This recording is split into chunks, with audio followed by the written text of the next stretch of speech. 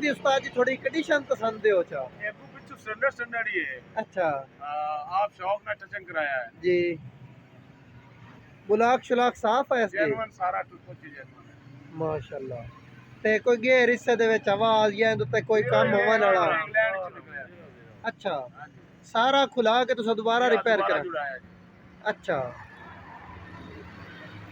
ते इंदु तू कुछ बेचण लग्या छतरी छुतरी कुछ खोलनी जिवें है इंज सेल करना कापी कुपी जेनुइन है इसदी जेनुइन कापी है जी।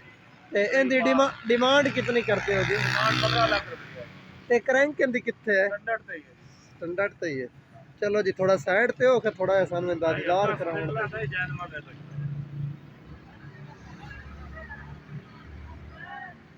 हां टायर हैं जी अलायंस कंपनी दे अंदर मेरे 12 में टायर है।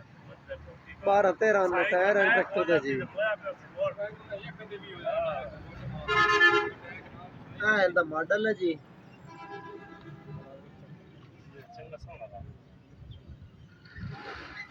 सजी गया ही है जी 6 पतरी तक जड़ा ना मौजूद है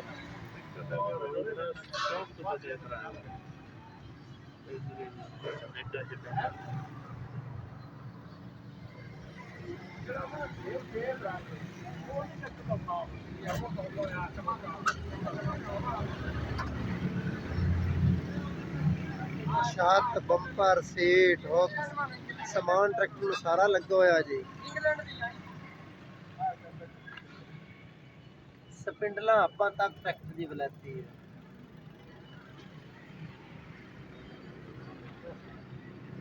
चारे टायर ही वलैती चढ़े और ट्रैक्टर में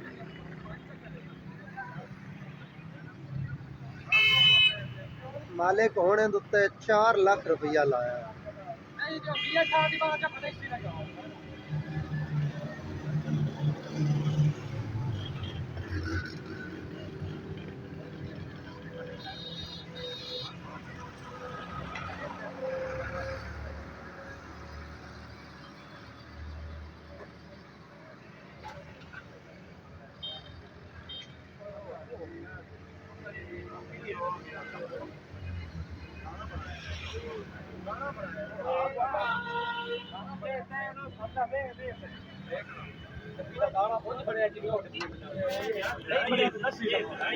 मॉडल 21-2-85 दानेदार रंग कराया मालिक ने वलैती रंग इंग्लैंड तो मंगा के वेलों के नट्टा तक वेखो ट्रैक्टर जी रिमा ते भी 85 है। लिंका चिमटे शीशे वर्गे ट्रैक्टर दे जी टूपां दे खुड्डे शुड्डे देखो जी टूपां दी पिछू अजे तक बुश भी नहीं लगे टूपां चुलियां दे विच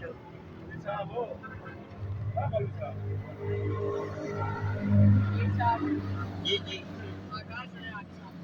जी इंदा रिम दे विच मॉडल लिखा है इने अच्छा भी लिखा है।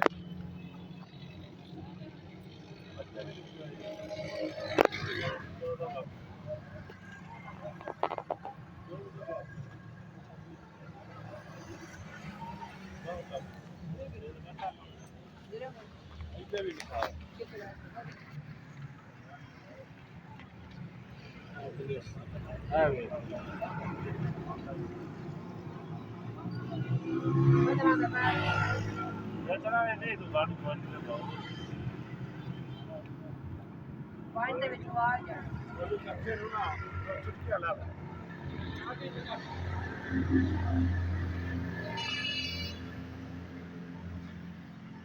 मुकम्मल ट्रैक्टर की बैक ही ने जी